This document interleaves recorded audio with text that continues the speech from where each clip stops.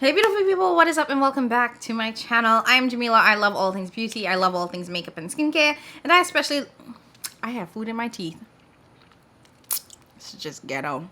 Hey beautiful people, what is up and welcome back to my channel. I'm Jamila. I love all things beauty. I love all things makeup and skincare. And I especially love sharing my tips and tricks on how to find high-end and luxury beauty products at bargain prices. So if that sounds like something you're interested in, I would absolutely love if you would consider subscribing and joining the fam. Okay, so this is going to be a slightly different video because it's going to be beauty related but tangentially beauty related. You already saw from the title and the thumbnail. I'm going to be telling you guys 10 hard truths about being a micro-influencer, and specifically a beauty micro-influencer. So, couple of disclaimers because it has to be said for some reason.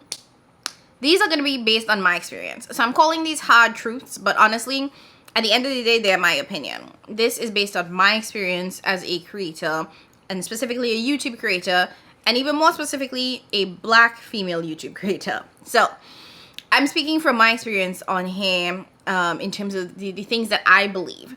You don't have to agree with me. That's completely fine. Opinions are entirely welcome here in a respectful manner. Say what you want. You don't have to agree with me. You don't have to agree with anybody in the comments. Just be respectful, because this ain't the place at all for the shenanigans, okay? We're not doing the foolery over here. So I actually started this video, and I've been thinking about doing this for so long, and I finally have time to sit down and do it. I was going to do a chat to get ready with me, but I actually just want to talk. So there's no, obviously my face is already done. So we're just going to talk about it. I started off with 5 hard truths and I landed on 10. I was going to do 2 separate videos, but let me just do it in one. Let's just get it all over and done with. So get yourself a little snack, grab some coffee, some water, some tea, an adult libation, some wine, whatever it is, and let's chat. So I have my little notebook because I did make notes because I wanted to make sure that I talked about everything. Okay, so 10 hard truths about being a micro-influencer, and specifically a beauty micro-influencer. So the first thing that I want to say is, and the first hard truth is, quality is just as important as consistency. I feel like this might seem obvious, but anytime I watch videos about people talking about how to be successful as a content creator, how to grow your YouTube channel and all of that, the number one thing that I hear people talk about is that you have to be consistent. You have to post regularly. You need to be posting at least once a week, twice a week, 3 times, 4 times a week. You know, everybody has a different perspective on how often you need to post in order to grow your channel. And I do think that consistency is important because people want to know that they can continuously come back to your channel for content. And it does help the algorithm push you forward if it sees that you are constantly posting or you're posting frequently enough. So I understand that that is completely important. But my thing is, if you're posting 4, 5, 6 days a week and your quality is trash, it doesn't make any sense whatsoever. And here's what I mean by trash, because I'm not saying you need to go out and buy the best camera. You don't need to go and spend any crazy amount of money to get good quality. As long as you have a window with lighting and a phone that has a decent enough camera, you can create videos. But when I say that it has to be quality, I mean that there are a couple of things that I look for when I watch videos as a regular YouTube consumer, regular, social media consumer, somebody that watches a ton of YouTube videos. First and foremost, what does the actual camera quality look like? And I think that this is specifically important when it comes to beauty content, because if you are trying to show me a product, especially eyeshadow, and I cannot see the eyeshadow, what is the point of me watching this video any further? I cannot see the texture, I cannot see how it swatches, I cannot see how it performs. There is zero value to your video for me then at that point. So I think it depends a lot on, what type of content that you are creating, because if people are coming to your channel to see beauty content, they want to see what it's going to look like in a way that makes sense. Sometimes people utilize ring lights and it blows out the actual color of a palette or a product. And I'll be honest, I have clicked off of videos because I'm like, that doesn't tell me anything. It doesn't show me the true performance of it. The image is so blown out that the exposure needs to be turned down a lot. I can't see how this is going to perform, so I'm no longer interested in watching, because that was the whole purpose of me being here. Similarly, Some people have videos and their audio is just not it. I don't want to listen to anything that's gonna give me a headache. So if the audio quality is poor, it is going to cause people to turn off. Like, I think that is just a fair assumption, right? Whether it be because there's like ton of background noise, it comes off really staticky, you can't hear it, it's too soft. Those are all things that people look for when they're watching videos, or, you know, that's something I look for, I should say. Not all people. Me personally, if I can't hear your audio well, or I can't see the product well, I'm not going to continue watching, because there is no purpose to it. So I think, in my opinion, quality is just as important, or if not even more important, than actual consistency. Because like I said, if you are putting out a video every day and the quality is poor, people are not going to continue to watch it. Nobody is going to watch poor quality videos. That's just a complete fact of the matter. So something to keep in mind if you're wanting to get into this game. And like I said, you don't have to spend a ton of money. Before I started filming on my camera now, I was filming on my phone. The main reason I switched my phone to my camera, or I purchased a camera, is because I didn't have enough memory on my phone to continue filming on my phone. But I know so many creators that film on their phone and have quality videos. They have invested in, you know, like proper lighting that does not blow them out. Or at the very least, sat by a window. Like, I know a lot of creators that have just window light. Plus, I have window lighting. It's a little gloomy today, so it's a little off and low. But, like, you don't have to spend money on good lighting as long as you have sunlight. Thank you, Jesus. And, you know, a good phone, and I think like even an old iPhone will give you good enough quality. So something to consider. Okay, the second hard truth for micro-influencers is accept the fact that you're just not going to be as good as the large creators. It is what it is. And you probably could be, but it would take a significant amount of time to do that. And that is typically time us micro-influencers don't have. Because every single micro-influencer that I know has a full-time job. And most have other responsibilities like family, kids, pets, all that fun jazz. And those things take up time. And I think what we have to continuously remind ourselves is that as micro-influencers, one, a lot of us are doing this as a job, as a hobby, as a way to get passive income, but we're not like making any money from this just yet. And because we aren't making any money from this just yet, we are doing everything. We are the idea generator. We are filming, editing, posting, replying to comments, linking all of this stuff if you have affiliate links. We are literally everybody. And because of that, one, that creates a lot of opportunities for error. Like, there are times when I'll edit a video and I'll be like, ooh, I messed that up. But it's because when you're doing everything and you don't have a great amount of time, quality control can go out the window very easily. There was a point when I was editing my videos where I would re-watch the edited videos, and I just stopped doing that because I don't have the time. If I film a video and it's an hour long, it's going to take me at least an hour to edit it. So taking an hour to edit it, and then taking another, say, 30-45 minutes to re-watch the edited version, I don't have that extra hour or 35 minutes to rewatch the edited version. So I have learned to just trust that I edited it right the first time. Is that the best strategy? Honestly, no. But it's what I could afford to do right now with the time I have allotted to me.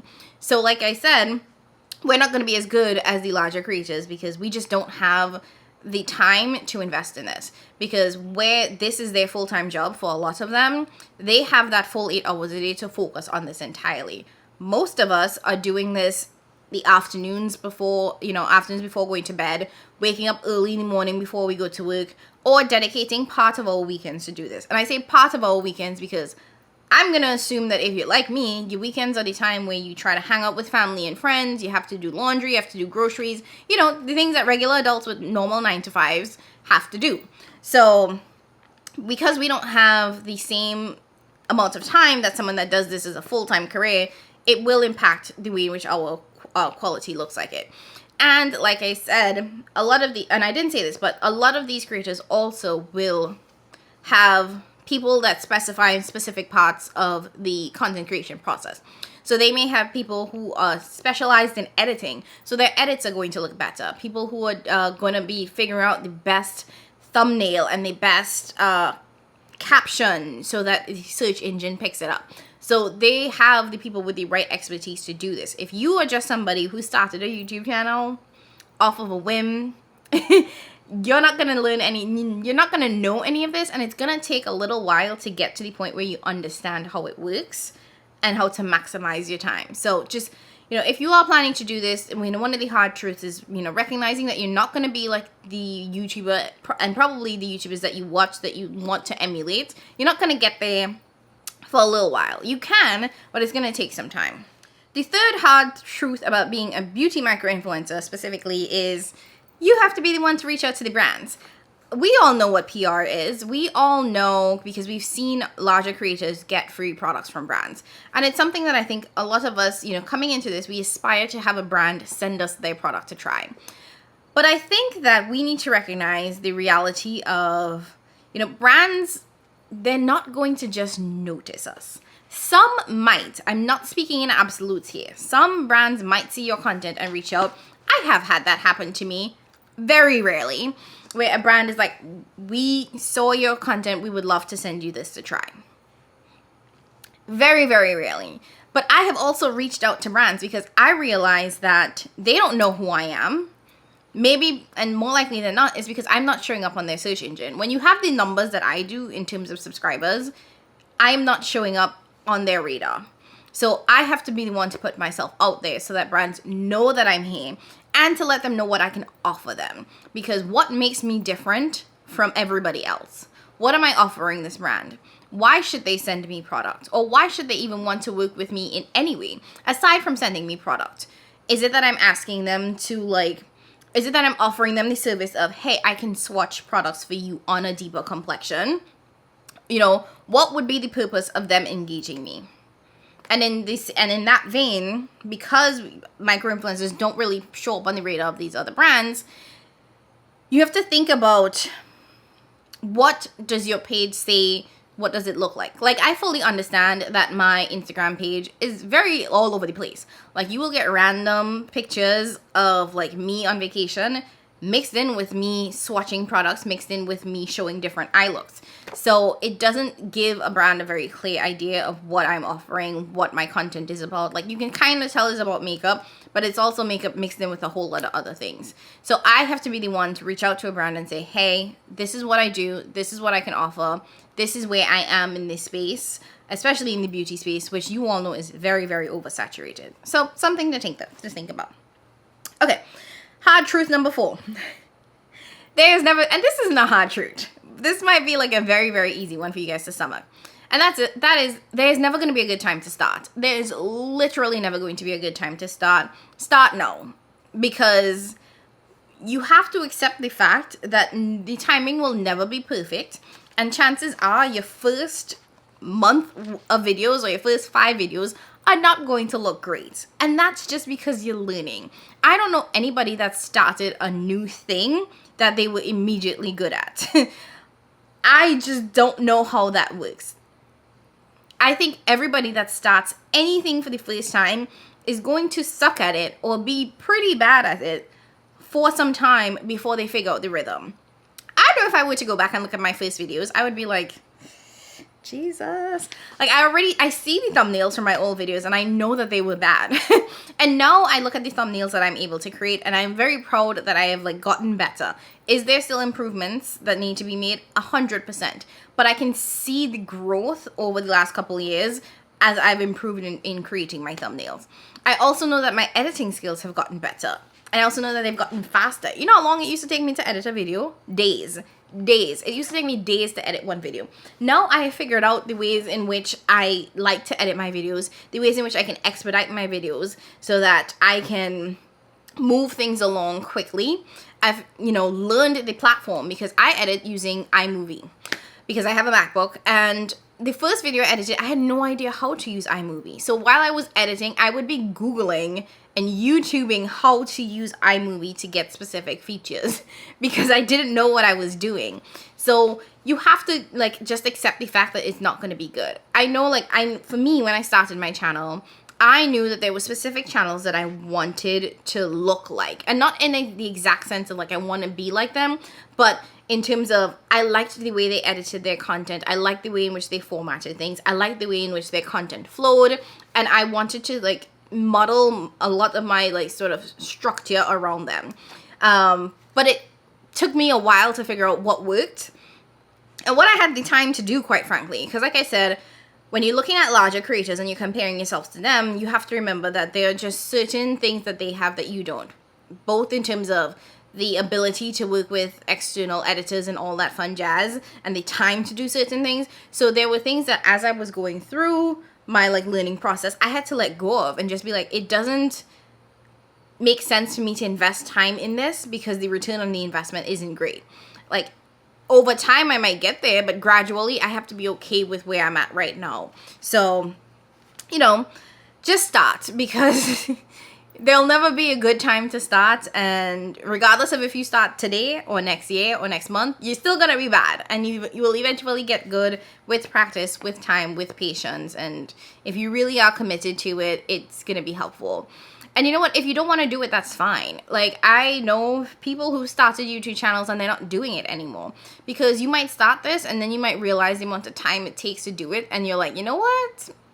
This ain't fun. I don't want to do this anymore. And then you don't. And that's completely fine. But at least you did it and you figured out that it wasn't for you. Like, I don't know if there's anything worse than not doing it at all, not trying, and then wondering what could have happened had I really, really gone forth and done it.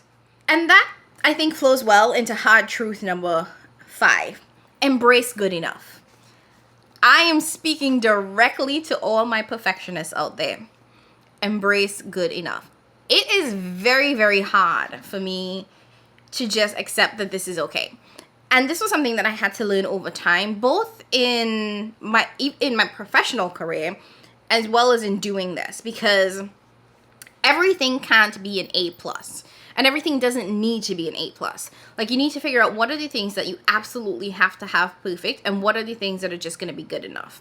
And when it comes to content creation, I think that there is a level of, because I mean, this is nowhere near as serious as like my real job, but there's a level of good enough that I've just come to accept, where it's like, this will work, this edit is fine. Because the reality is that there are certain things that I think about in my editing and my thumbnails and all of that I promise you nobody else but me is thinking about it. And I know that because as somebody that watches other content, there are just things that I gloss over because I'm here for like a couple of reasons. And I think most of us, when we are watching YouTube content, we come for a couple of things. So we come to be entertained. You know, we want something that's going to be fun and light and, you know, be a good time. We come to learn. So if you're trying to pick up a new technique, especially in the beauty space, like if you want to learn how to do winged eyeliner, or you want to learn how to do a cut crease, you're coming here to learn. You also might just be coming to be inspired because you want an idea of how to work with a new product or how to work with a new palette. You know, what is a potential eye look you can create.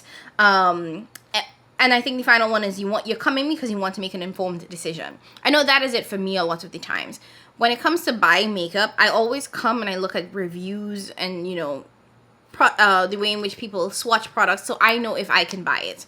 Because, especially as someone who has a deeper complexion, a lot of times when products release, I have to make go through the mental gymnastics of figuring out, is this going to show up on my skin? Is it going to perform on my skin? Both from the perspective of being someone that has a darker complexion, and 2, having oily skin. So I want to know, is this made for me? Can I use it? So I'm coming to make an informed decision as to whether or not I want to spend my money on a product or if it's just not going to be in my wheelhouse, because we know that the ads and the swatches that brands put out aren't always a great representation of how a product will perform in real life. So knowing that, you know, that's how I feel when I look at other people's videos, I've learned to embrace the good enough when it comes to mine, because there'll be times I'll be thinking about a very specific edit that I want to see in my video, and it might be literally 3 seconds of the video, and I will hop and hop and hop on it because I'm like, this would be so cool, but I know it's gonna take me 20 minutes to figure out how to do this thing that's gonna last 3 seconds, and the reality is no one's gonna notice it. Nobody but me. So I always am like thinking about, what is my return on my investment? And I think that's where the good enough piece, that's how I justify a lot of things. Because yes, I could get it perfect, and it's gonna look great, but what is the return on investment? Is it that I just get the satisfaction of I did a great job?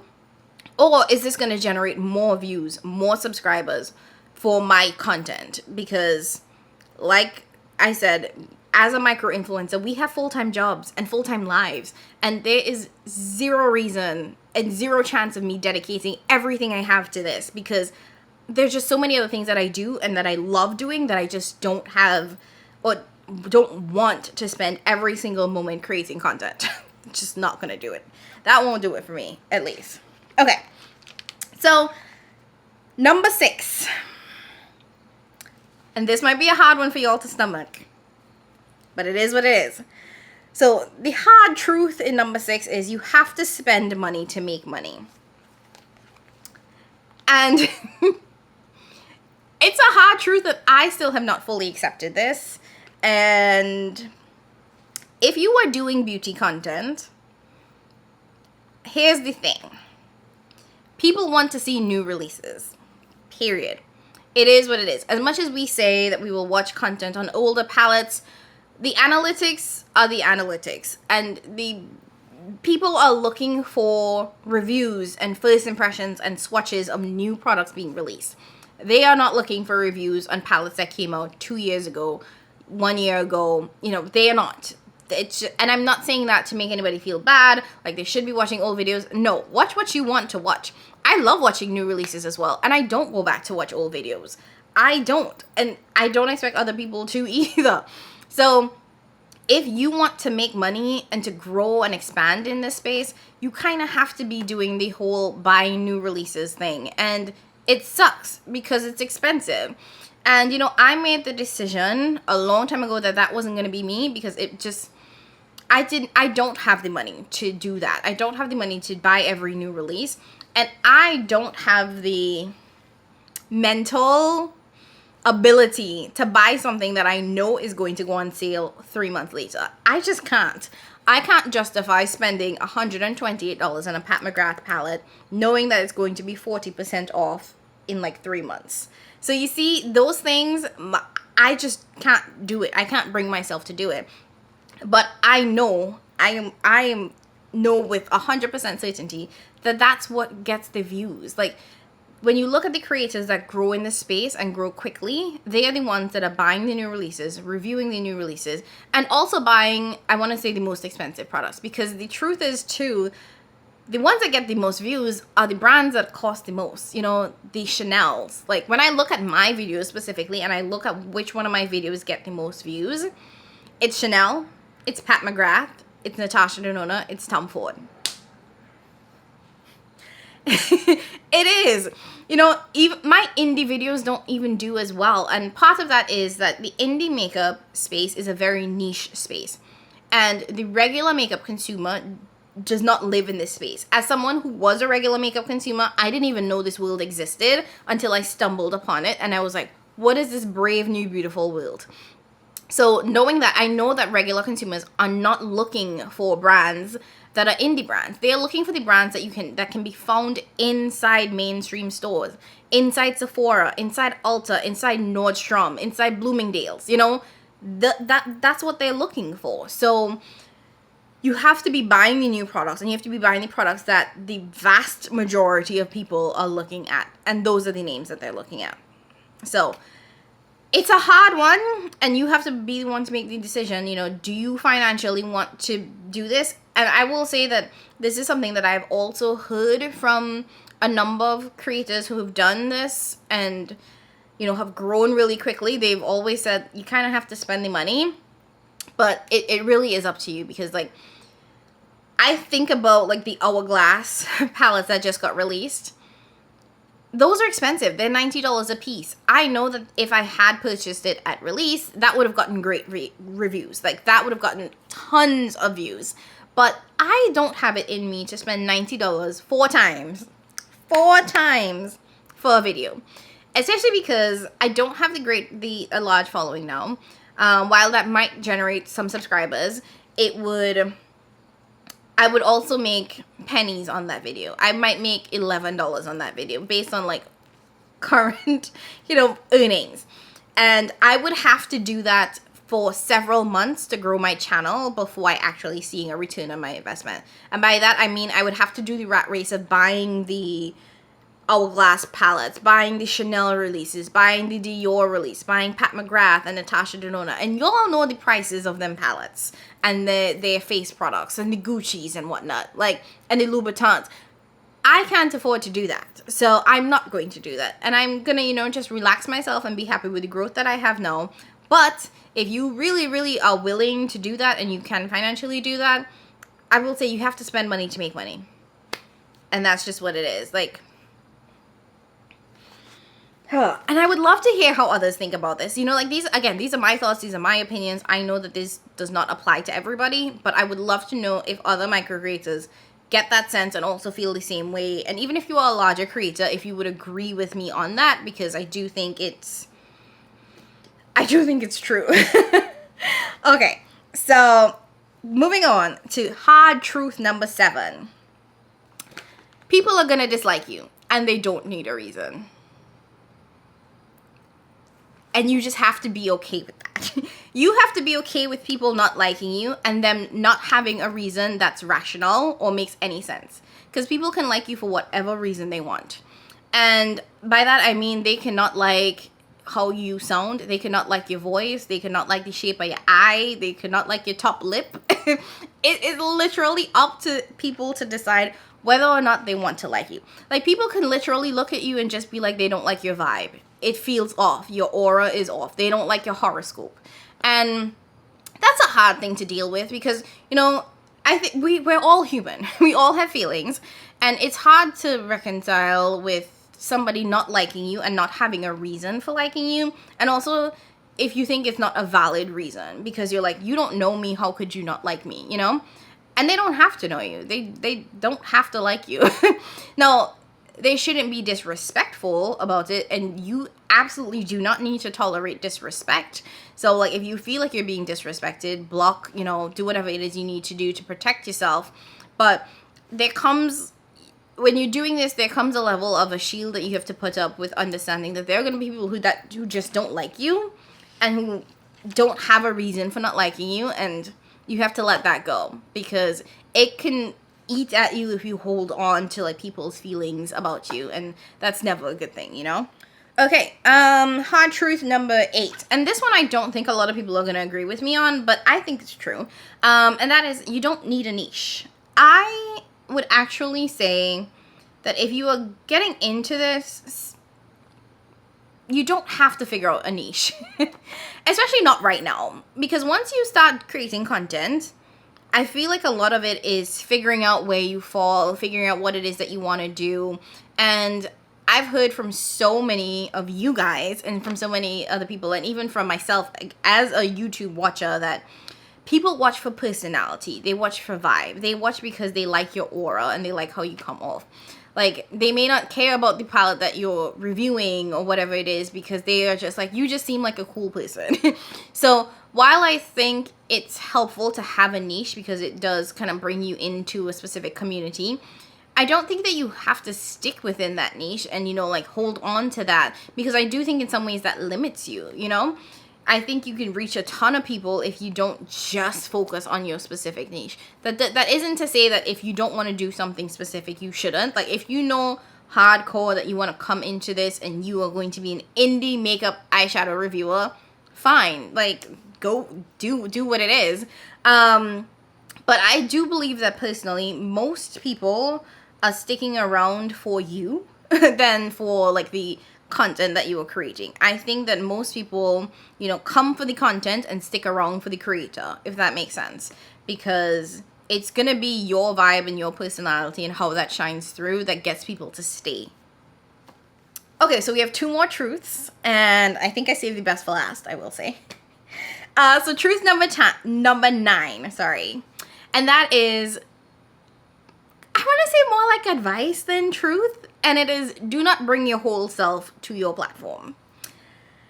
Social media can be a very dangerous space, and I don't know if I'm coming at this because I am someone that loves true crime, I'm a true crime junkie, or you know, I'm just always very self-conscious about safety, being a woman, particularly a black woman, black immigrant woman. I'm always thinking about safety. And the reality is, while most people who are watching your content are here for you and are going to be great people, it's not going to be everybody. Not everybody is going to be watching your content for the right intentions. And just like I'm sure all of us, we take our best professional self to work. When you look at your content, you should also think about what you are putting out there into the world and who deserves to see what. Because not everybody deserves all of you. Like, no one deserves all of you in this sort of public platform, you know, in terms of YouTube. And sometimes, you know, this hasn't happened to me, but sometimes subscribers can feel like they owed some part of you, owed some sort of insight into parts of your life that you are not comfortable sharing. And you have to set that boundary in a lot of ways in terms of what you are and aren't willing to share. And you have to be firm with that, and you have to be okay with that. And I think that sometimes when you bring your full entire self, it opens up windows for people to judge you. Because at the end of the day, if you're here to create content about makeup, nobody needs to know your religion, your political affiliation, your age, your address, how much kids you have, how much niece, nephew, tanty, nenen. Nobody needs to know all of that. And it can actually be quite dangerous when people know all of that. So I think that one thing that we have to learn and figure out is where you draw the line in terms of what you bring and what you share publicly. Because not everybody is here with the best intentions, you know. Not everybody cares about how you're doing mentally. I know some people share a lot about like mental health challenges they may be dealing with, financial challenges they may be dealing with, marital challenges they may be dealing with. But not everybody's here for you in a positive manner. And I don't say that to make you guys as my subscribers feel some kind of way, but it's the truth, you know? Like, at the end of the day, we are all strangers on the internet, and we need to be safe, and we need to do what we can and to protect ourselves. Now, even though I say do not bring your whole self to the people them internet, Beyonce, good internet, I will say bring your authentic self to the internet and to your platform. Because I think people can see through is it inauthenticity? Yeah, I mean, people can see if you are being inauthentic. People can see if you're being fake. Or they can get that vibe. Or they can be like, you know what, something feels very, very off. And you know what, it actually makes it very difficult for you to be on your platform if you're being fake. Because now every time you create something, you have to put on this persona. So I do believe it is important to bring your authentic self, because that's what people come for. That's what people connect with, you know? And it makes it easier if you're just showing up as who you are, versus who you are trying to portray. Because when you portray a character, it makes it very hard to maintain that going forward. So like I said, don't bring your whole self to the internet, but bring your authentic self to the internet. And that may be a little hard to reconcile, but you have to figure out where to draw those boundaries. And I'm sure we all do it in everyday life, whether that be what we bring to our professional settings, to maybe our church settings, to, you know, I think every time we're in a different space, we shift how we show up. So don't think of this as just like a free-for-all to come here and TTV on the internet. We're not doing that. And for those who don't know what TTV is, I don't know how to explain it to you guys.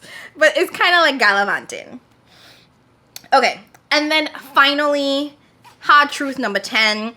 And this one is not going to apply to everybody. This one is specifically for my black creators. And yes, specifically for my black creators. And the hard truth is, it is not you, it is the algorithm. And I wanted to say this one specifically because I have watched so many videos, and I mean so many videos of creators saying, it is not the algorithm, it is you. And that comes from white creators. Yes, it does. And they cannot know what it is to be a black creator and to be in this space. And I know that sometimes it can sound like we are shoving race constantly to the forefront, that, you know, why must we blame the lack of growth or the lack of engagement on race? It's not a blame game at all. But I think it is very well known that the algorithm does not serve Black creators. And probably other people of color as well. But I'm speaking specifically for my Black creators because I am a Black creator. And I say this because there's like one specific example that I know from being a consumer of YouTube, and one of the reasons why I was, really encouraged to start my own channel is because I was struggling to find Black creators. And I know that they exist on this platform. There are so many of us out here, but why is it so hard for us to find us? And as somebody who is searching for creators, it always pissed me off that I couldn't find them, even when I was specifically asking the algorithm for it. Imagine typing into Google, which is the most powerful search engine there is, and Google is tied to YouTube. I want to see swatches of X palette on deep skin, X palette on dark skin, and the first 10 videos that pop up are white people. White creators. How does that make sense? Because I am explicitly asking you to show me these swatches on somebody that's dark. And it's only now that I have been in this space and I have met so many Black creators and been directed to other Black creators that I realize how much the algorithm does not showcase people of color, especially Black people. Now, if you were coming to say, what about Jackie Aina? Please keep it to yourself. Because the fact that we can only really point to Jackie Aina as the success is in itself sad. Because we can list so many other creators that don't look like Jackie Aina easily. But if I were to ask you to give me a list of all of the deep dark creators that are super duper successful, what are you going to say? Jackie Aina, Nima Tang, Makeup Shayla? 3? Because I think about creators like Kelsey Brianna J, Fancy Face, who've been on this platform for a decade at least and don't have nearly the level of success that they deserve. And you can't tell me it's because they aren't good. Their makeup, their videos aren't quality. They aren't committed. They aren't consistent. You can't tell me it's any of that. So, it has to be the algorithm, right? So, and I say that to say, if you look like me, you might be discouraged because the reality is the algorithm is going to be working against you. Now, that does not mean that you don't do the things that you need to do, like be consistent, have quality videos where your audio and your visuals are great, because that is still very, very important. But as always, we have to be twice as good, try twice as hard to get any sort of success in this. And that's just the reality. It's a hard truth, but it doesn't mean that we can't do it. It doesn't mean that it should make this experience any less enjoyable for you at all whatsoever. Because you know what? I know it, and I'm still having fun on this. And I've met so many beautiful people here, both creators and subscribers, and I still have a good time. And I have no intentions of stopping. Do I know my growth is going to be slow and it's going to take me a little bit of time? Yes, and that's for a number of factors, not just me being a Black person. You know, there are so many things that contribute to my growth being slower. I get that. Trust. But it doesn't stop me. I'm still here. I'm still having fun. And you can too. So, that is it. Those are the 10 hard truths. Hard truths about being a beauty micro-influencer. Now, I hope you guys enjoyed today's video. This is probably going to be a premiere because I love having conversations with you guys. And I want to hear your thoughts on it. I want to hear the things that you agree with me on, that you disagree with me on. Again, keep it cute. Keep it respectful. This ain't the place. This ain't the time. And I ain't the one. Okay? So, we're going to keep it cute, classy in the comments, in the chat. Share your opinions. Share what you agree with. Share what you disagree with. And also, please add any other hard truths that you may have. Because this is my experience. I want to underscore this as much as I can. My experience is not everybody else's experience. This is my experience. These are my opinions. This is not like hard, fast facts. So don't take it like that. Please, dear God. Again, if you like this video, go ahead and comment down below. Like the video, and don't forget to subscribe if you enjoyed today's content and you want to see more from me. As always, I appreciate you guys so much more than you know. Thank you for watching, and I'll catch you in my next one. Bye!